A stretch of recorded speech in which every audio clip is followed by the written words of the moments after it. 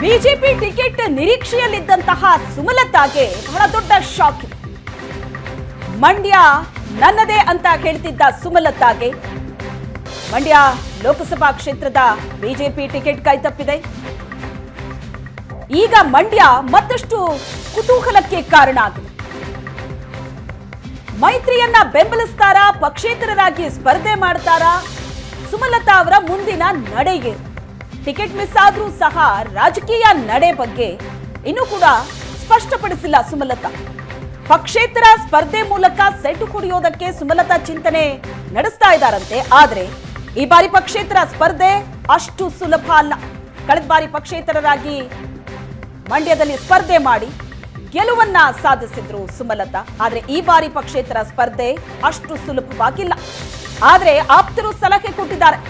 Solo ಗೆಲುವೋ ಲೆಕ್ಕಿಸದೆ ಸ್ಪರ್ಧೆಯಲ್ಲಿರಿ ಅಂತ ಸಲಹೆ ಕೊಟ್ಟಿದ್ದಾರಂತೆ. ಬೆಂಬಲಿಗರ ಅಭಿಪ್ರಾಯ ಪಡೆದು ಸುಮಲತಾ ಅಂತಿಮ ನಿರ್ಧಾರವನ್ನ ತೆಗೆದುಕೊಳ್ಳಲಿದ್ದಾರೆ. ಮಂಗಳವಾರ ಅಥವಾ ಬುಧವಾರ ಸುಮಲತಾ ಸಭೆ ನಡೆಸುವ ಸಾಧ್ಯತೆ ಇದೆ.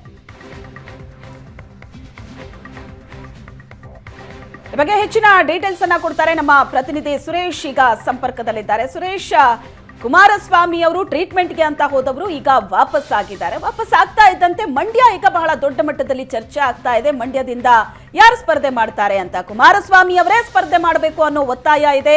ಮತ್ತೊಂದ್ ಕಡೆ ದೇವೇಗೌಡರು ಹೇಳ್ತಾ ಇದ್ರು ನಿಖಿಲ್ ಸ್ಪರ್ಧೆ ಮಾಡ್ತಾರಾ, ಕುಮಾರಸ್ವಾಮಿ ಅವರು ಸ್ಪರ್ಧೆ ಮಾಡ್ತಾರಾ, ಇದ್ರ ಬಗ್ಗೆ ತೀರ್ಮಾನ ತಗೋತೀವಿ ಅಂತ. ಸದ್ಯ ಮಂಡ್ಯ ಕ್ಷೇತ್ರದ ಅಭ್ಯರ್ಥಿಯ ಕುರಿತಂತೆ ಯಾವ ರೀತಿ ಚರ್ಚೆಗಳಾಗ್ತಾ ಇದೆ ಜೆಡಿಎಸ್ ವಲಯದಲ್ಲಿ? ಶ್ವೇತಾ, ಜೆಡಿಎಸ್ ಪಾಲಿಗೆ ಇದೀಗ ಮಂಡ್ಯ, ಹಾಸನ ಮತ್ತು ಕೋಲಾರ ಈ ಮೂರು ಕ್ಷೇತ್ರಗಳನ್ನು ಬಿಜೆಪಿ ಬಿಟ್ಟುಕೊಟ್ಟಿದೆ. ಹಾಸನದಲ್ಲಿ ಪ್ರಜ್ವಲ್ ಅಭ್ಯರ್ಥಿ ಆಗುವಂಥದ್ದು ಬಹುತೇಕ ಖಚಿತ ಆಗಿದೆ. ಇನ್ನು ಕೋಲಾರದಲ್ಲಿ ಮಲ್ಲೇಶ್ ಬಾಬು ಬಹುತೇಕ ಅಭ್ಯರ್ಥಿ ಆಗಬಹುದು ಅನ್ನುವಂಥ ಮಾತುಗಳು ಕೇಳಿ ಬರ್ತಾ ಇದೆ. ಪ್ರಮುಖವಾಗಿ ಇದೀಗ ಕುತೂಹಲ ಇರುವಂಥದ್ದು ಮಂಡ್ಯ ವಿಚಾರದ ಬಗ್ಗೆ. ಮಂಡ್ಯದಲ್ಲಿ ಯಾರು ಅಭ್ಯರ್ಥಿ ಆಗ್ತಾರೆ ಅನ್ನುವಂಥ ಕುತೂಹಲ ಸಾಕಷ್ಟು ಚರ್ಚೆಯಲ್ಲಿದೆ.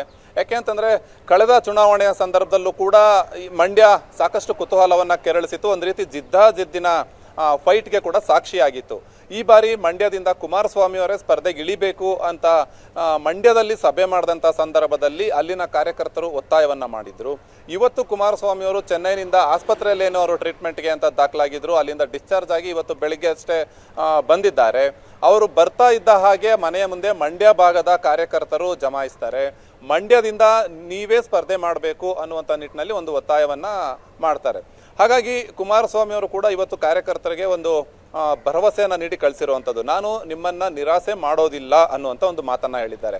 ಈ ಮಾತಿನ ಹಿಂದೆ ಬಹುತೇಕ ನಮ್ಮ ಕುಟುಂಬದವರೇ ಒಬ್ಬರು ಅಭ್ಯರ್ಥಿ ಆಗ್ತಾರೆ ಅನ್ನುವ ಅರ್ಥ ಕೂಡ ಇದೆ. ಈಗಾಗಲೇ ಕುಮಾರಸ್ವಾಮಿ ಅವರೇ ಮಂಡ್ಯದಿಂದ ಬಹುತೇಕ ಅಭ್ಯರ್ಥಿಯಾಗಿ ಕಣಕ್ಕಿಳಿತಾರೆ ಅನ್ನುವಂಥ ಮಾತುಗಳು ಕೇಳಿ ಬರ್ತಾ ಇದೆ. ನಾವು ಕೂಡ ಸುದ್ದಿಯನ್ನು ಈ ಬಗ್ಗೆ ಕೊಟ್ಟಿದ್ವಿ. ಹಾಗಾಗಿ ಕುಮಾರಸ್ವಾಮಿ ಇದೀಗ ಅಧಿಕೃತವಾಗಿ ಮಂಡ್ಯ ಅಭ್ಯರ್ಥಿ ಆಗ್ತಾರಾ ಅಥವಾ ನಿಖಿಲ್ ಕುಮಾರಸ್ವಾಮಿ ಅಭ್ಯರ್ಥಿ ಆಗ್ತಾರಾ ಅನ್ನುವಂಥ ಪ್ರಶ್ನೆ ಇದೆ. ದೇವೇಗೌಡರು ಕೂಡ ಇನ್ನೊಂದೆರಡು ದಿನಗಳಲ್ಲಿ ನಾವು ತೀರ್ಮಾನ ಮಾಡ್ತೀವಿ ಅನ್ನುವಂಥ ಮಾತನ್ನ ಹೇಳ್ತಾರೆ. ಕುಮಾರಸ್ವಾಮಿ ಅವರು ಅದೇ ಮಾತನ್ನ ಹೇಳ್ತಾರೆ. ನಿಖಿಲ್ ಕುಮಾರಸ್ವಾಮಿ ಅವರು ನಾಳೆ ಸಂಜೆ ಹೊತ್ತಿಗೆ ಒಂದು ಸ್ಪಷ್ಟವಾದ ತೀರ್ಮಾನವನ್ನು ತೆಗೆದುಕೊಳ್ತೀವಿ, ಹೇಳ್ತೀವಿ. ಬಹುತೇಕ ಮಂಡ್ಯ ಭಾಗದ ಕಾರ್ಯಕರ್ತರಲ್ಲಿ ಒಂದು ಭಾವನೆ ಇದೆ, ನಮ್ಮ ಕುಟುಂಬದವರೇ ಸ್ಪರ್ಧೆ ಮಾಡಬೇಕು ಅನ್ನುವಂಥದ್ದು. ಹಾಗಾಗಿ ಕುಮಾರಸ್ವಾಮಿ ಅವರು ಇವತ್ತಷ್ಟೇ ಆಸ್ಪತ್ರೆಯಿಂದ ಡಿಸ್ಚಾರ್ಜ್ ಆಗಿ ಬಂದಿದ್ದಾರೆ.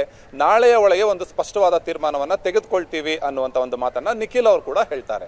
ಕುಮಾರಸ್ವಾಮಿ ಅವರ ಮಾತನ್ನೇ ನಾವು ಕನ್ಸಿಡರ್ ಮಾಡೋದಾದ್ರೆ ನಿಮ್ಮನ್ನ ನಿರಾಸೆ ಮಾಡೋದಿಲ್ಲ ಅಂತ ಮಂಡ್ಯ ಭಾಗದ ಕಾರ್ಯಕರ್ತರಿಗೆ ಅವರು ಭರವಸೆಯನ್ನ ಕೊಟ್ಟಿರುವಂಥದ್ದನ್ನ ನೋಡಿದ್ರೆ ಬಹುತೇಕ ಕುಮಾರಸ್ವಾಮಿ ಅವರು ಅಲ್ಲಿ ಅಭ್ಯರ್ಥಿಯಾಗುವಂತಹ ಸಾಧ್ಯತೆ ಬಹಳವಾಗಿ ಕಾಣ್ತಿದೆ ಅಂತ ಹೇಳ್ಬಹುದು ಶ್ವೇತಾ.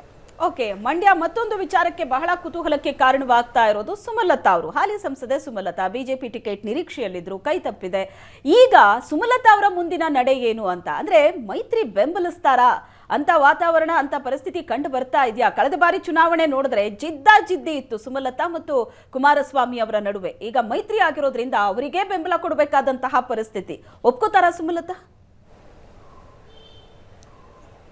ಇದೇ ವಿಚಾರವಾಗಿ ಮಂಡ್ಯ ಸಾಕಷ್ಟು ಕುತೂಹಲವನ್ನ ಕೆರಳಿಸಿರುವಂಥದ್ದು. ಕಳೆದ ಬಾರಿ ಸುಮಲತಾ ಸ್ಪರ್ಧೆ ಮಾಡಿದಂಥ ಸಂದರ್ಭದಲ್ಲಿ ಸುಮಲತಾ ರಾಜಕೀಯಕ್ಕೆ ಬಂದಂಥ ಸಂದರ್ಭದಲ್ಲಿ ಇದ್ದಂಥ ಪರಿಸ್ಥಿತಿಯೇ ಬೇರೆ, ಇವತ್ತಿನ ಪರಿಸ್ಥಿತಿಯೇ ಬೇರೆ. ಕಳೆದ ಬಾರಿ ಸುಮಲತಾಗೆ ಒಂದು ರೀತಿ ಪಕ್ಷಾತೀತವಾಗಿ ಬೆಂಬಲ ವ್ಯಕ್ತ ಆಗಿತ್ತು. ಆ ಸಂದರ್ಭದಲ್ಲಿ JDS ಮತ್ತೆ ಕಾಂಗ್ರೆಸ್ ಮೈತ್ರಿ ಆಗಿತ್ತು. ಸುಮಲತಾ ಎಲ್ಲೂ ಕೂಡ ಟಿಕೆಟ್ ಸಿಗದೆ ಪಕ್ಷೇತರವಾಗಿ ಕಣಕ್ಕೆ ಇಳಿದ್ರು.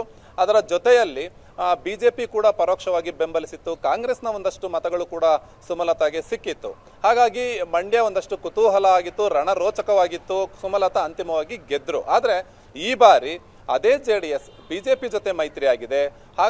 ಮೈತ್ರಿ ಅಭ್ಯರ್ಥಿಯಾಗಿ ಬಹುತೇಕ ಕುಮಾರಸ್ವಾಮಿ ಅವರು ಕಣಕ್ಕಿಳಿಯುವಂಥದ್ದು ನಿಶ್ಚಿತ ಆಗಿದೆ. ಆದರೆ ಬಿಜೆಪಿಗೆ ಬೆಂಬಲ ಕೊಟ್ಟಂತಹ ಸುಮಲತಾ ಇದೀಗ ಅಧಿಕೃತವಾಗಿ ಬಿಜೆಪಿಯಿಂದಲೂ ಕಣಕ್ಕಿಳಿತಾ ಇಲ್ಲ. ಬಿಜೆಪಿಯಿಂದ ಈಗಾಗಲೇ JDSಗೆ ಸೀಟನ್ನು ಬಿಟ್ಕೊಟ್ಟಿದ್ದಾರೆ. ಹಾಗಾದ್ರೆ ಸುಮಲತಾ ಮುಂದಿನ ನಡೆ ಏನು ಅನ್ನುವಂಥದ್ದು ಸದ್ಯದ ಕುತೂಹಲದ ಪ್ರಶ್ನೆ. ಅವರಂತೂ ಸದ್ಯಕ್ಕೆ ಒಂದೆರಡು ದಿನಗಳಿಂದ ಎಲ್ಲೂ ಕೂಡ ಈ ಬಗ್ಗೆ ಮಾತಾಡಿಲ್ಲ.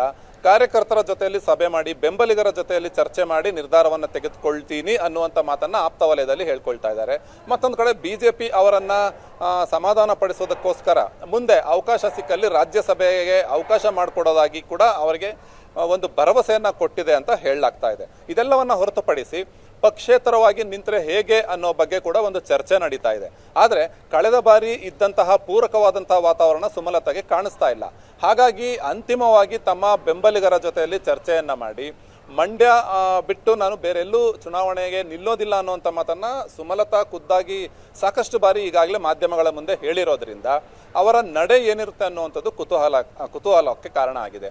ಸದ್ಯಕ್ಕೆ ಇರುವಂತಹ ಆಪ್ಷನ್ಸ್, ಸದ್ಯಕ್ಕೆ ಅವರು ಚುನಾವಣಾ ರಾಜಕಾರಣದಿಂದ ತಟಸ್ಥರಾಗಿ ಉಳಿಯುವಂಥದ್ದು ಅಥವಾ ಹಠಕ್ಕೆ ಬಿದ್ದು ಪಕ್ಷೇತರವಾಗಿ ಸ್ಪರ್ಧಿಸೋದು. ಇವೆರಡನ್ನ ಹೊರತುಪಡಿಸಿದ್ರೆ ಮೈತ್ರಿ ಅಭ್ಯರ್ಥಿಯಾಗಿ ಕುಮಾರಸ್ವಾಮಿ ಕಣಕ್ಕಿಳಿದಿರೋದ್ರಿಂದ ಅವರಿಗೆ ಬೆಂಬಲ ಕೊಡುವುದರ ಬಗ್ಗೆ ಕೂಡ ಚಿಂತನೆಯನ್ನ ನಡೆಸಬಹುದು. ಒಂದು ವೇಳೆ ಅವರಿಗೆ ಬೆಂಬಲ ಕೊಟ್ಟಿದ್ದೆ ಆದಲ್ಲಿ ಮುಂದೆ ಬಿಜೆಪಿಯಿಂದ ಸೂಕ್ತ ಸ್ಥಾನಮಾನಗಳು ಸಿಗುವ ಭರವಸೆ ಉಳ್ಕೊಳ್ಳುತ್ತೆ ಸುಮಲತಾ ಅವರ ಪಾಲಿಗೆ. ಹಾಗಾಗಿ ಈ ಎಲ್ಲ ಆಪ್ಷನ್ಗಳ ಮಧ್ಯದಲ್ಲಿ ಯಾವುದನ್ನ ಸುಮಲತಾ ಆಯ್ಕೆ ಮಾಡ್ಕೊಳ್ತಾರೆ ಅನ್ನುವಂಥದ್ದು ಸದ್ಯದ ಪ್ರಶ್ನೆ. ಇನ್ನೊಂದು 2-3 ದಿನಗಳಲ್ಲಿ ಬಿಜೆಪಿಯ 2ನೇ ಪಟ್ಟಿ ಕೂಡ ಬಿಡುಗಡೆ ಆಗುತ್ತೆ. ಅದರಲ್ಲಿ ಮಂಡ್ಯದಿಂದ ಯಾರು ಅಭ್ಯರ್ಥಿ ಅನ್ನುವಂಥದ್ದನ್ನ JDS ಕೂಡ ಅಷ್ಟೊತ್ತಿಗೆ ಅನೌನ್ಸ್ ಮಾಡಿರುತ್ತೆ. ಇದೆಲ್ಲವನ್ನ ನೋಡಿಕೊಂಡು ಸುಮಲತಾ ಅವರು ಕೂಡ ಮುಂದಿನ ಒಂದು ನಿರ್ಧಾರವನ್ನ ತೆಗೆದುಕೊಳ್ಳುವಂತಹ ಸಾಧ್ಯತೆ ಇದೆ. Shweta, yes, thank you Suresh ನಿಮ್ಮೆಲ್ಲ ಡೀಟೇಲ್ಸ್ಗೆ.